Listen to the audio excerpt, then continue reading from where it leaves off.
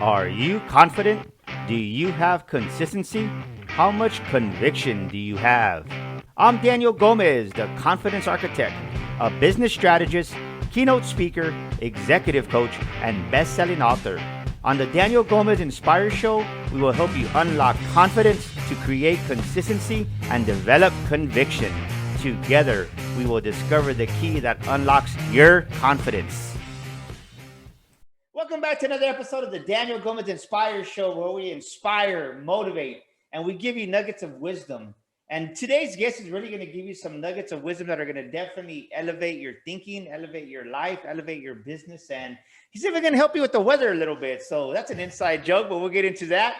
But get ready, get your pen and paper out, because something magical happens when you put pen to paper. You retain 80% more than what you normally would. So let's get this show on the road. Welcome to the Daniel Gomez Inspire Show, Mr. Ted Phaeton. How you doing, my brother?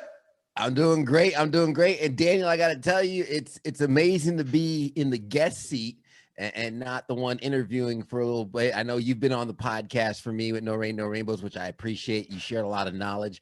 I hope to do the same in return for you and your audience and your guests. Hopefully get some value from what I have to say today and what I have to share. Man, yeah, I have the word values all over you, brother. Don't even worry about that. But I know what an amazing guy you were, and yes, it was a great time on your show. I loved it, man. It was epic. And but tell the audience of the Daniel Gomez Inspire Show, who is Ted Phaeton, man? Yeah. So at my core, I'm just a man trying to do the mission God put me on this planet to be. I'm a future husband, a dog dad. I'm the founder of The Modern Man, which is a men's networking and empowerment company based out of Greenville, South Carolina. I'm the host of the No Rain, No Rainbows podcast. And early in the mornings, I am the morning anchor I'm an anchor meteorologist for Fox Carolina here in Greenville, South Carolina. So translation, I wake up very early. I talk a lot and I share a lot of information, entertainment, and in sometimes education whenever I can. And my passion is just translating information and entertainment through media. And I just love the fact that we can impact people through time and space with what we're doing. So with your show, Daniel Gomez Inspires, I appreciate what you're doing and the work that you're doing, because I think you're laying down the foundation for people's success for years to come. So thank you, Daniel. Man, thank you, brother. I tell you what, it's been an honor to have you. If you could see this guy smile, Ted is smiling. He's full of energy. He brings it every day. And don't forget, he's been up early this morning. He said, if you missed that, ladies and gentlemen, he's a meteorologist. That's why I said the weather. He's going to tell us about the weather. But what time do you get up as a meteorologist? I'm just curious, right? What time is your, I get up early, but I think you beat me to the punch on this one. Probably by just a little bit. I wake up at 2:15 in the morning. That's when my alarm goes off. And if I wanted to, I probably could wake up at 2:45, but my morning routine allows me to wake up. My clothes are already laid out from the night before, so I just put my clothes on. I'll read my devotional, my Bible verse, my devotional, and then I'll meditate for 20 minutes. So that's kind of why my alarm goes off at 2:15. I could push it to 2:45 if I want to, but then I don't get to start to the day the way that I want. I don't want my day to start dictated by somebody else's clock. I want to start on my own. So it's worth the extra 30 minutes. How important is that? I'm glad you brought that up. I was never a big morning routine guy. Mhm. I remember going to see Brian Tracy, man, almost 20 years ago, and he said something that caught my attention: make your car a university on wheels.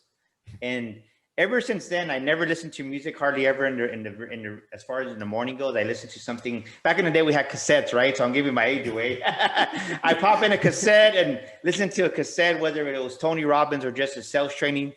But how important is it? It doesn't seem like a lot of time, but in the big perspective, 30 minutes earlier is huge. If when you don't do those morning meditations to get that devotional in, how does that affect your day, man? It impacts my whole energy. I mean, I wake up and the habit is to look at my phone, and especially in the business that I'm in, I'm catching up on breaking news from overnight. I have text messages that might have come in past 8 p.m. the night before.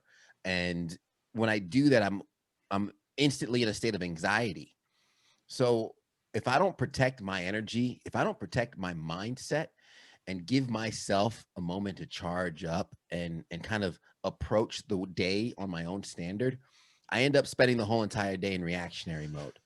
And there's been days where I'm like, oh, let me get some extra sleep, or oh, I don't need to read my devotional today, or meditate, and listen to music in the mornings. I listen to Blinkist for an abbreviated book, and then I listen to an audio book.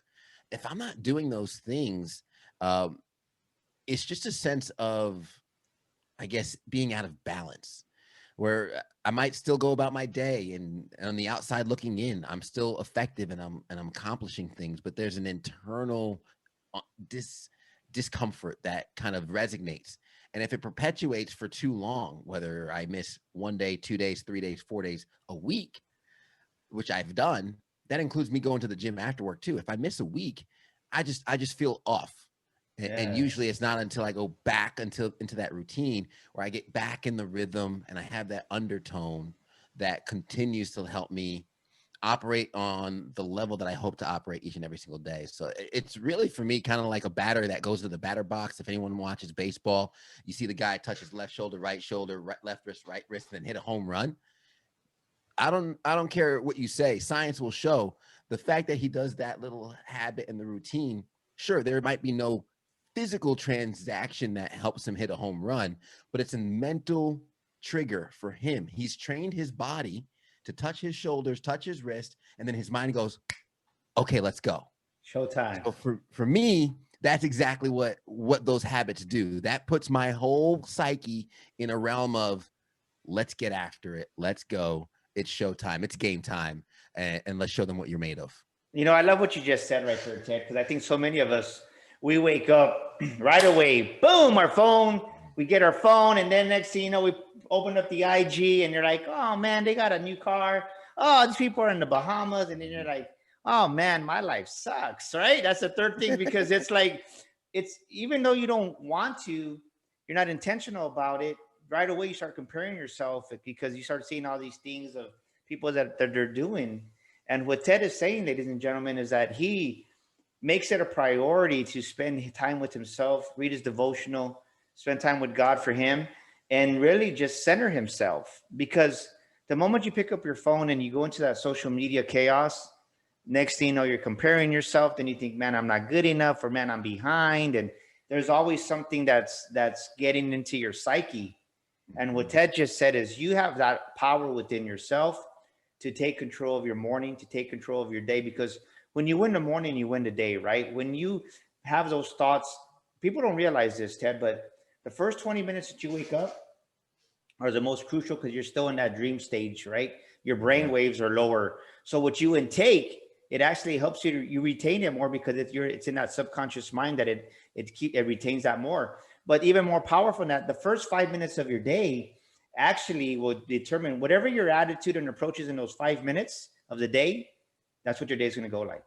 So if Mm. you wake up, you stub your toe, and oh man, well, guess what? You just triggered yourself because your brain just picks up those emotions. And what Ted is saying, set the tone for yourself. You have that power to be the artist of your day, to be the artist of your day, right?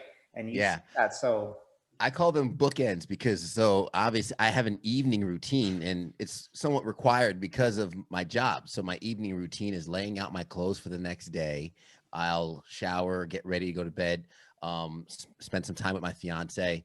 And then as I go to bed, I usually have some meditative music playing, or I'll have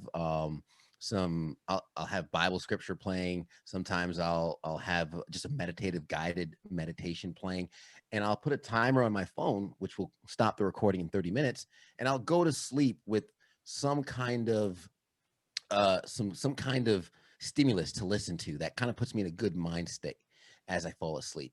And that's been like my habit to kind of end my day and start my day in that same realm. So I look at that evening into morning as where I can control what gets in my brain, what I take in, and that puts me in a good sleep state. And when I wake up, I instantly try and focus on the state. I was like, hey, okay, positivity. When you wake up, the first thing that usually hits is, what do I have to do today? I try and get that noise out as soon as possible. I'm not worried about what I have to do today because the day before I wrote it down. Yes. So I'll worry about it when I look at my to-do list. I'll worry about it when I look at, I actually have it right here, when I look at my planner. But and people call me crazy because I have this thing with me everywhere, and my Google Calendar is color coordinated, and they say, doesn't that give you anxiety? I say, no, it gives me freedom. Because as me and you are talking right now, Daniel Gomez, I don't have to worry about what's on the calendar for the rest of the day, because I know I have time allocated for it. I know I've Amen. considered that. So I could be 100% present here. So when I wake up in the morning, I say, what do you have to do today? Don't worry about that, Ted.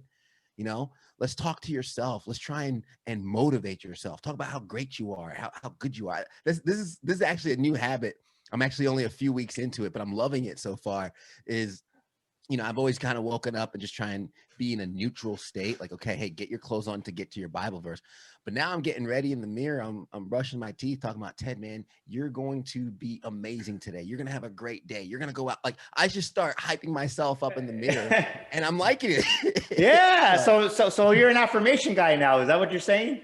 I am correct. And my fiance is the one that put me on that. She has the index cards. So I don't have the whole index cards to flip through, but I'm just practicing looking at myself and hyping myself up. And I know we've spoken a little bit before, you know, as someone who personally is hard on themselves. I judge myself. I hold myself to a certain standard. And I know that I beat myself down too much sometimes. That internal dialogue can get to you. So I'm really trying to work on that piece for me to help step into that next level, whatever it might be. And some of that's going to be unapologetic confidence and understanding that, hey, you said it to me. You said, hey, you have everything you have within you. So I'm looking in the mirror like, Ted, this is your day. You're going to be amazing on air. And then you're going to record a podcast. You're going to do so good. You're going to deliver some value to these people for something that they need to hear.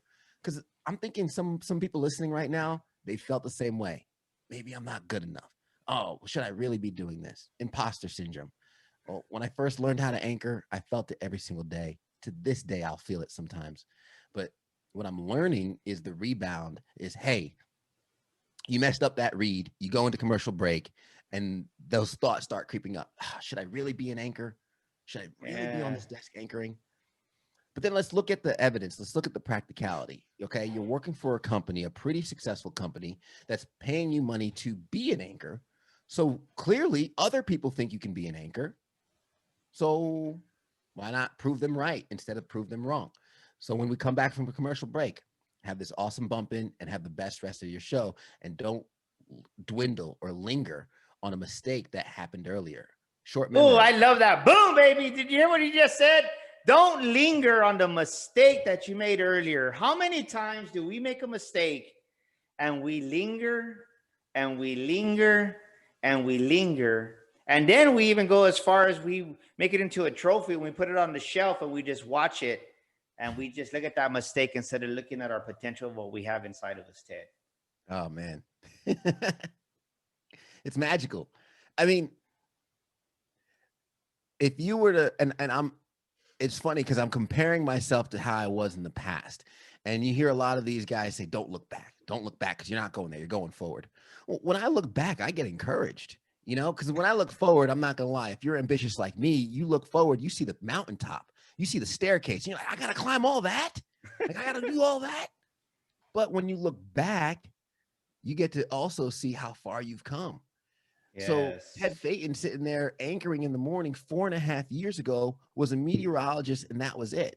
And even 4 years ago, I was learning how to anchor thinking I messed up my entire career and maybe this isn't for me.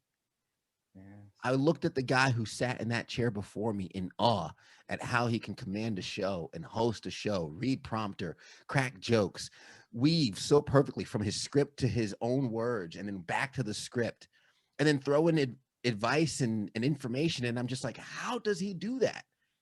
And then 4 years later, to be competent in doing the same thing, when I look at the history of my life, and I would say it's true for so many people listening, you are constantly doing things at one point you didn't know how to do.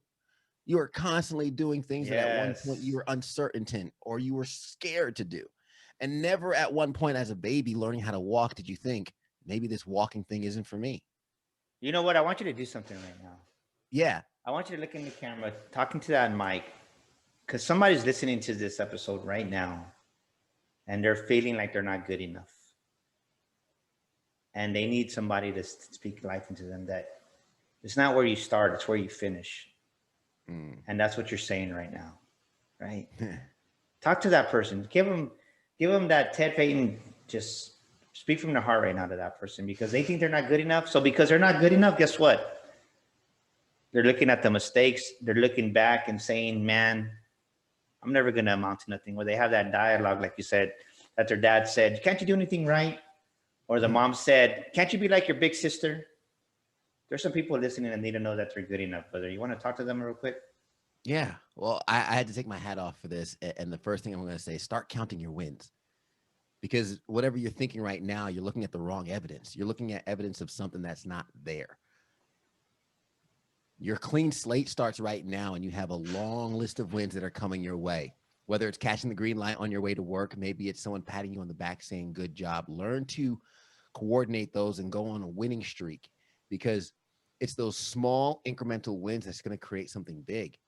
I know right now it might look scary. The mountaintop might look too big to climb, or your goal might look too big for you to accomplish.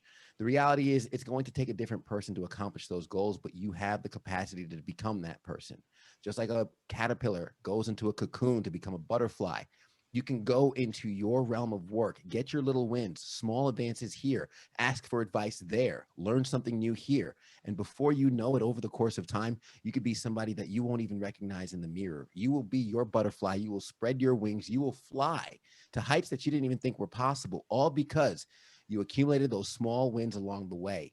Don't look at the mountaintop. Look at the next step and take it confidently, knowing that you're not the only one walking it. You have plenty of people ahead of you to guide you, plenty of people behind you to blow wind into your sails and push you to the next level. I believe in you. I know you could take that next step, one step at a time. Let's start with one. Boom, baby. Woo! Look at that. The one and only Ted Phaeton. Man, I'm telling you, brother, you got that natural just charm and just flowing. Stack your wins, ladies and gentlemen. Yeah. You are enough. You are enough. You are enough. I'm going to say it again to you. Whoever's listening to this podcast right now, you're enough. You wanted a sign from God, and guess what? Ted just rocked the mic for you and said, stack your wins. Stack your wins. You're more amazing than you realize, and God didn't have you listening to this podcast by accident. Man, Ted, I'm loving this, man. So, woo! So let's be real, right? Though you're an amazing gentleman. You have a lot of successes. We're going to talk about your conference that you just had and all this stuff, but tell us a journey, because you opened your heart, how you kind of felt like, man, when was there a time that you lost your confidence? And it doesn't have to be career related, but just a time you lost your confidence and you were trying to get up. And what did you learn on that journey back up about yourself? I think my transformational journey started after college, where I had a hard time finding a job. I landed in a cubicle job working at a law firm, which was owned by my first mentor, actually. And it wasn't that it was a bad job; it just wasn't a job for me. And I was in a really dark place. Wasn't working in TV like I planned. I had a degree in broadcast meteorology. I was trying to get a TV job. It just wasn't working out. 1 year, 2 years, coming up on 3 years, and it was looking bleak. During that time, didn't realize it, but I'm spiraling into a dark habit of eating fast food, McDonald's fast food, 2-3 times a week, even though I'm living at home with my parents and they're cooking a nutritious meal for me each and every night.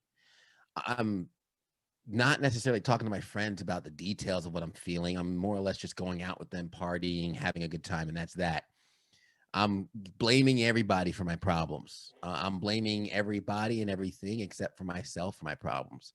Well, those habits led to some health issues, and I was admitted to the hospital for ulcerative colitis, which is an autoimmune disease targeted in the large intestine, where my large intestine wasn't absorbing nutrients and food, and now my body's starting to reject it. I'll spare the gruesome details, but the most detail I'll give you is I have bile coming out the top, blood coming out the bottom. I'm in the hospital, and the doctor looks at me and says, "What was your diet like?" Well, I wasn't eating that well. What are your stress levels like? Well, I'm very stressed at work. What are you doing to cope? Well, I'm going out on the weekends, consuming alcohol and ignoring my problems. Well, that's not going to help you. So I'm sitting there in the hospital bed, morphine dripping down my IV 2 weeks before Christmas, a single ornament hanging from my IV pole, thinking to myself, how did I end up here? You know, I'm sitting in the hospital bed, which I say is like an innocent man's prison. Everybody wants to know what you're in for, how long you've been in, how long you're going to be in, and when you're getting out.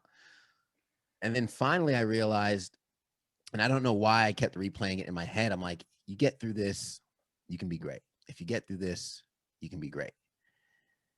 Long story short, the doctor comes in, does some CAT scans. They're saying, hey, the steroids that we're giving you, we're going to see if it works to reduce the inflammation in your large intestine, but you have to take care of your stress. You have to take care of your mindset. So I looked at the doctor. I said, well, this IV pole right here is my Christmas tree. And what do I need to do? He says, well, you got to get your energy back up. It's weird how it's almost like an internal energy that he was asking for. He's like, you got to get your energy back up. You've been in this bed for a week. So I started walking up and down the hallway. Well, first I started walking around the room. Then I got energy to walk up and down the hallway. Then I started cracking jokes with the nurses. Finally, I have a CAT scan that gets me discharged from the hospital. Daniel, I'm going down that road. I've been down it 100 times, but it looks different this time. It looks different, right? It's brighter. The sun's shining a little brighter. The leaves are a little greener. And I'm like, okay, this is going to change the trajectory of how I'm going to see life. I started seeing things in a positive light. 2 months after I got out of the hospital, I'm on top of a mountain snowboarding with my friends.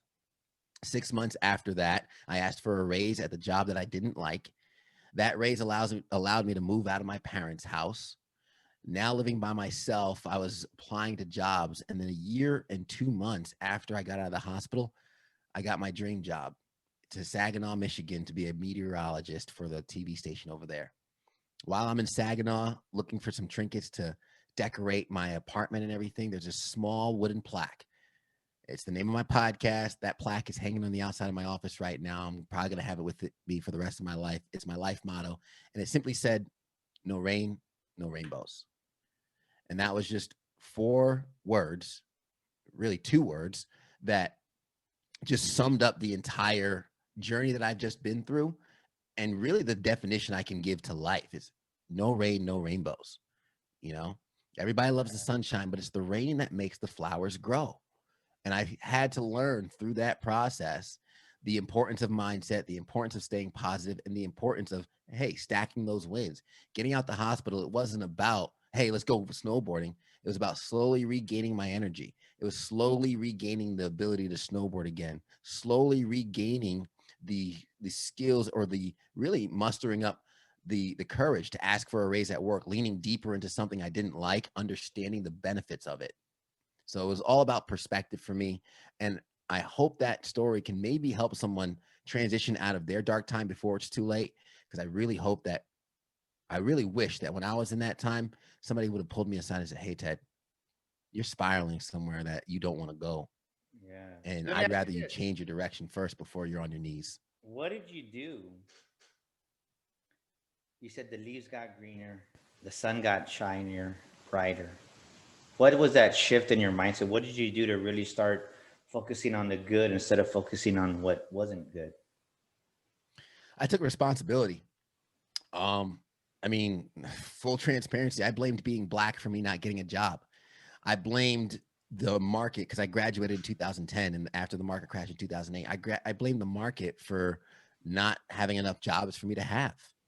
And when I was in that hospital, and the doctor pretty much summed up, hey, did you do this? Did you do this? And my answer is no, no. And he's like, well, that's kind of what led you here. I had nobody to blame but myself. And when I say blame, a lot of people shy away, like, oh, I don't want to be the blame for my situation. So let me flip it then. I was the one who drove the car into the hospital. If I'm in the driver's seat and I drove the car in the hospital, then I am the one that can drive it out, and then anywhere I want to after that. So taking responsibility and taking the blame was an empowering decision that I made, because the fact that the leaves were greener and the sun was brighter, it wasn't the fact that the environment around me was different, is I saw things differently. I saw opportunity where I didn't see it before. I saw chances where I didn't see it before. One case in point, the law firm that I worked at, I incorporated a company. Though I did not like my job, I incorporated a company to follow and cover weather in my area to build experience, because the main reason no one would hire me is because I didn't have experience. But here I am working on a law firm. My first mentor in business is the owner of the law firm. The audacity for me not to start a company and then work for myself and then do what it is I wanted to do for free. Every job I've done in my life after college, I did for free first to prove that I was the man for the job. I covered weather before someone hired me to do weather. I did live shots before someone made me a live reporter. And I did a few stories on the anchor desk before I got hired as an anchor. I did it all for free to prove my wealth, prove my worth, but also to take advantage of the opportunities that I'm seeing all around me, because no longer am I going to blame the outside world for what I can or cannot do. I'm going to take that leap. I'm going to take that jump and say, you know what, maybe I can do it. And if I can't, we all need to get humbled sometimes. Wow. Ladies and gentlemen, listen to what Ted is saying. Who are you blaming right now? Who are you blaming? Are you blaming your ex-girlfriend? Are you blaming your ex-wife? Your dad, your mom? Are you blaming the fact, like Ted said, he's being real, right? That I'm colored, that I'm black. Me and my Mexican. People laughed at me when I said I was going to be a motivational speaker. Who are you blaming? Let me explain this to you, that when God has a calling on your life, it doesn't matter if you're black, white, Mexican, green, purple, if you have hair all over your face, whatever. It's not going to limit what God's going to do in your life. But it's up to you to realize that you can do it. And like Ted is saying, there is no rain without no rainbow, right? There's no rainbows without no rain. Mm-hmm. There's going to rain because the rain is going to give you the nutrition, the water to grow, and to, even though you don't want to grow, it's like, guess what? Sometimes life forces you to grow. But if you keep blaming your childhood, if you keep blaming the fact that you grew up in Chicago on the bad side of town, if you grew up poor, or if I would have just gone to this school, no. Ted had a choice. He drove himself to the hospital, and he had a choice. Either he could re-drive himself back again months later, or he could say, I'm never driving there again. And he made those choices. What choices do you need to change right now? First of all, I would say stop blaming yourself, like Ted said, or stop blaming others. Take ownership of it. And B, what little habits do you need to change? Man, Ted, thank you for being real, man. This is some powerful stuff, because somebody needs to hear this, because they're walking around mad at society, mad at the world, mad at their somebody, and they got to own it. And sometimes we got to own it. And I remember when I was younger, it's like, man, I wanted to go eat at nicer restaurants, but I said, man, we just grew up poor. I wish we grew up with some money in the house. I'm just being real, right? It's like, but just because we start somewhere doesn't mean that that's where we're going to finish. And so many times we blame everybody else. We blame society. And it's just, I mean, and you have reason, and look at you now. The moment you took ownership of it, right? And I say that with all due respect, but if you look up Ted Phaeton after you see this episode, this guy's successful. He has a huge following on Facebook. He just had an amazing epic conference, for which we're going to talk about. But he's opening his heart, because he's, as much success as he's had, he's not done yet. And it's not because he's being greedy or ambitious. It's because he wants to impact more people. And you just had an amazing conference called, tell me the name of it. The Modern Man Virtual Conference. The Modern Man Virtual Conference. I'm trying to get it right, because I see this big M on his cap and then behind him on the shelf. But so tell us about what you start winning in life, like you talked about. You start stacking your little wins. And where in the heck did this Modern Man Conference come from? Yeah.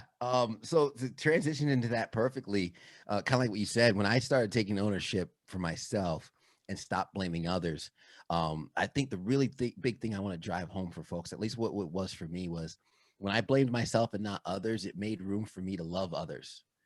And by loving others, you want to serve them, you want to help them, and you want to fill a need in their lives. So for me, I was blessed to have both my parents in the household growing up. My father was a very strong male figure for me growing up. I mentioned my first job with that law firm, where despite how I felt at the law firm, the owner had known me since I was young, and he was kind of another father figure and a mentor in my life. When I was in Saginaw, I had a group of men that I hung out with who were pretty much older than me. Statistically, I'm usually the youngest of my friends in my friend group. Same thing when I moved to Greenville, South Carolina. I had another friend of mine, Charles Russ. He's a big brother to me now, took me under his wing, and he kind of helped guide me through transitioning really into my professional role. So I've noticed this consistent trend of positive male role models in my life that's helped guide me to where I've been going.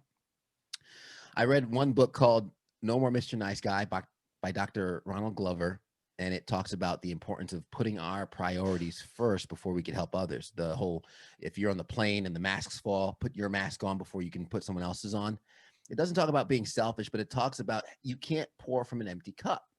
And a lot Yes. of people in general try to please everybody else, whether we want to avoid conflict, whether we just want to be liked by everybody.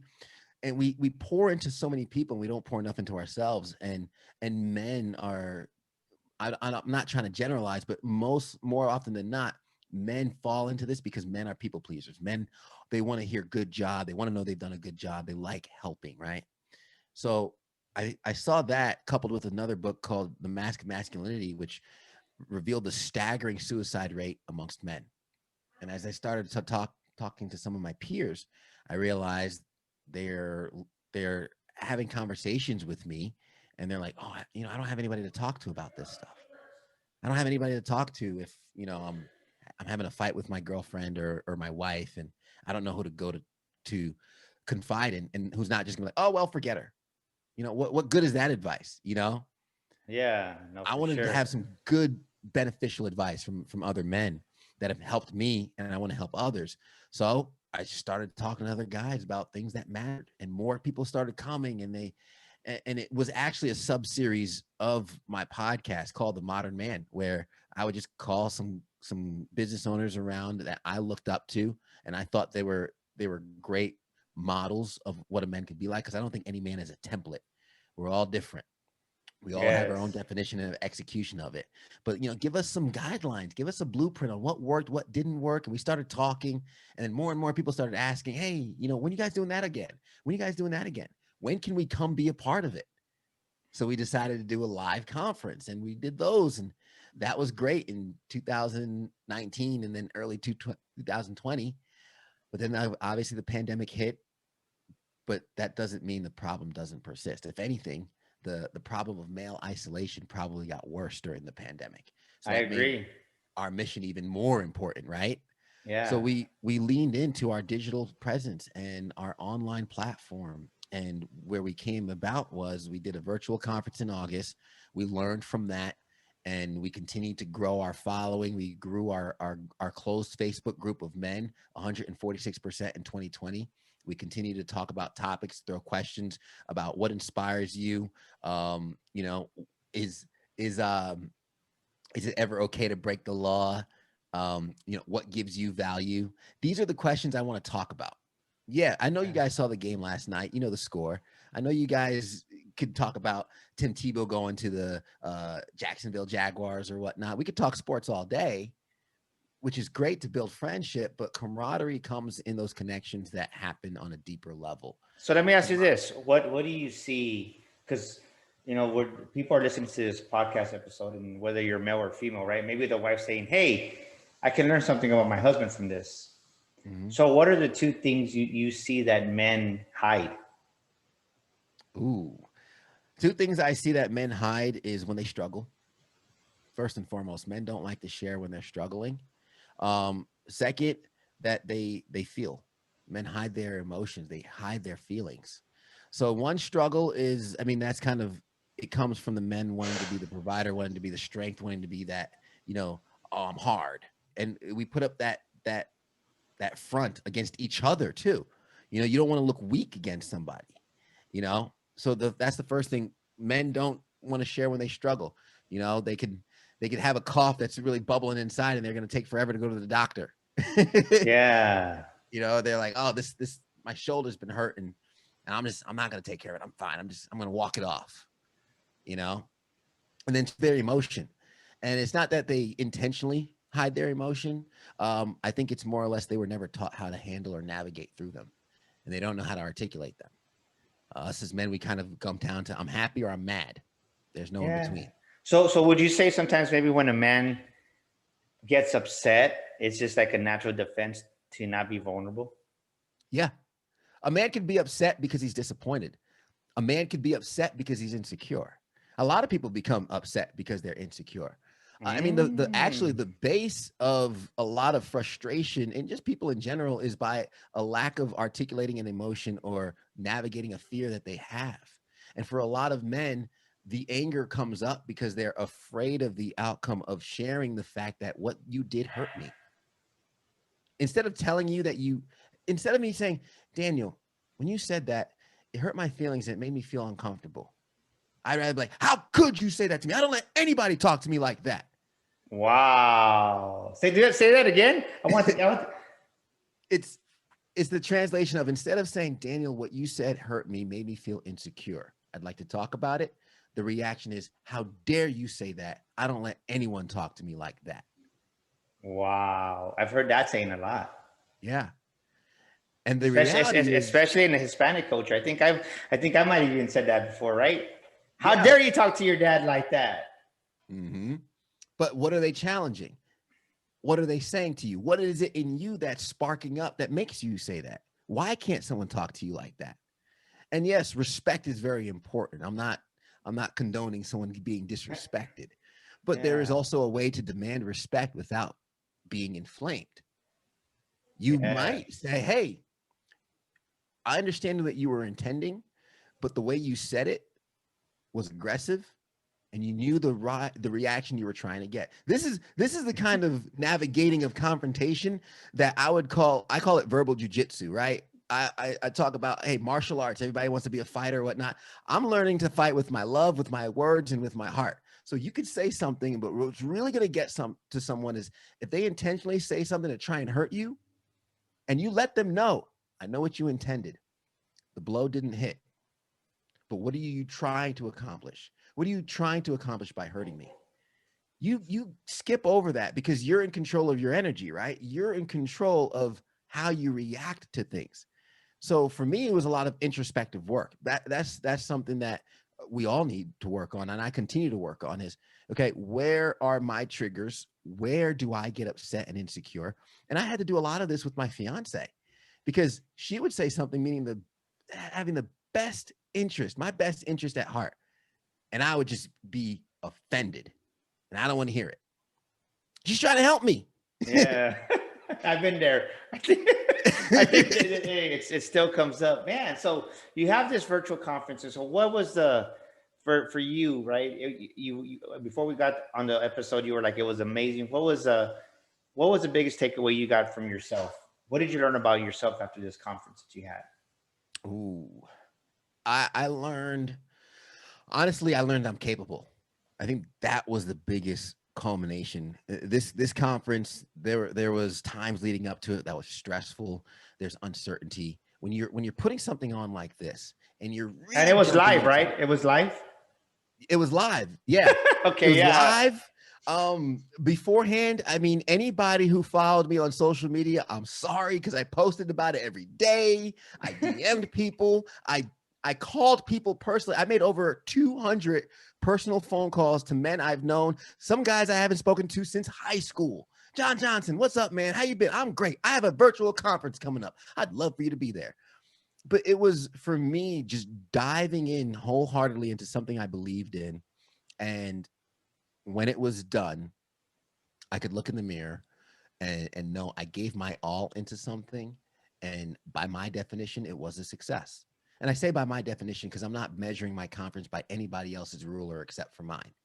And my definition of the success, someone asked me before the conference, the studio I worked with, they said, what would make this a success? And quite frankly, I said, one, attendance, my dad, and he enjoys it. And when the conference was over, my dad sent me a text message. He said, that's my boy. Loved it. Good job. I shed a tear, called my fiance, said, I heard from my dad. He loved it. And that's where my success is. Amen. That's powerful right there. Wow.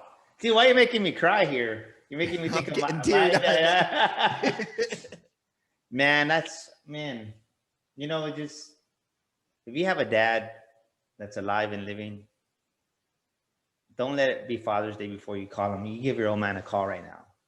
We just had Mother's Day this past weekend, and you need to just let every day be Mother's Day. We shouldn't need a calendar to show honor and love to our mom and dads. Every day's Mother's Day, every day's Father's Day. That's powerful stuff right there. Wow. Well, we're gonna share some of your information on the show notes for your conference, man. So that's gonna be epic right there, though.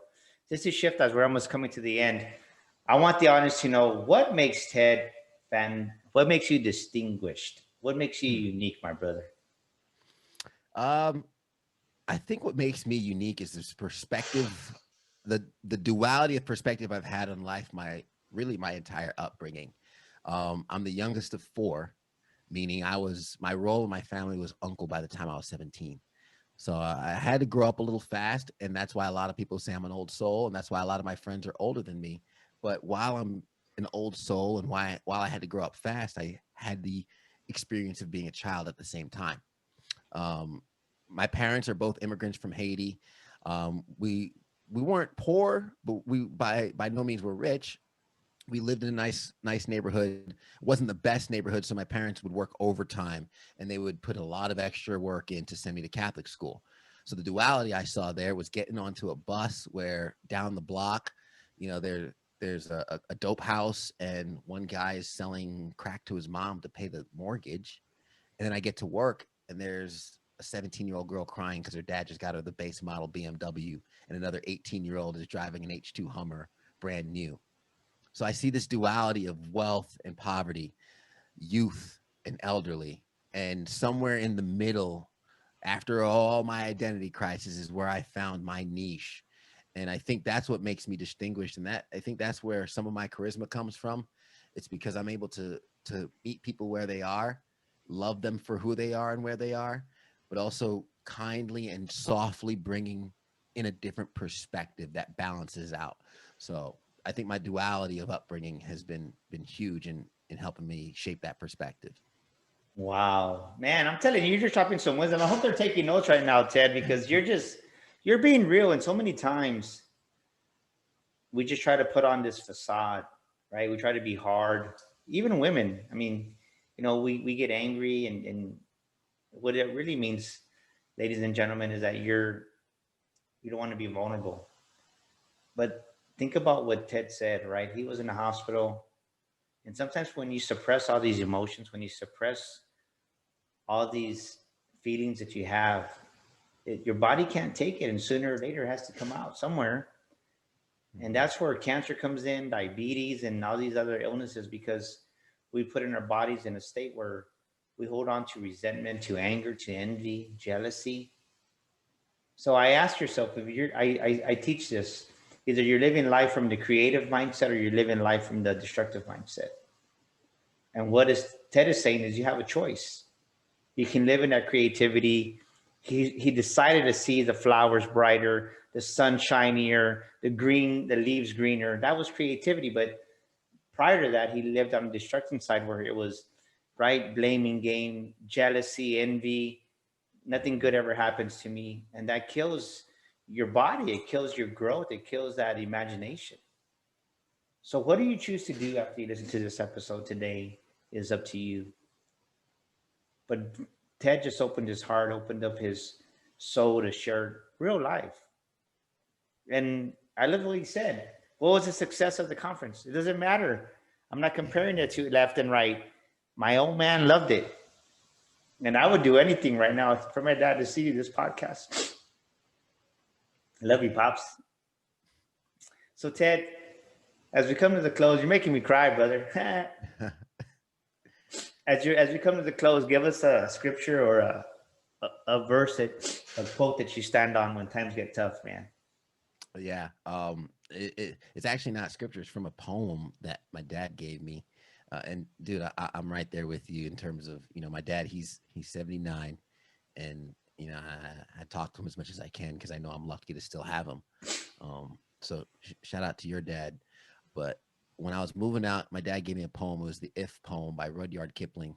And it just talks about situations of life. You know, if you could build your life up from worn out tools, you know, lose everything you've built, you know, withstand hearing people use your name in ways that you didn't intend it to be used, all the things that we would encounter, especially in the social media world, even though this was written before social media existed.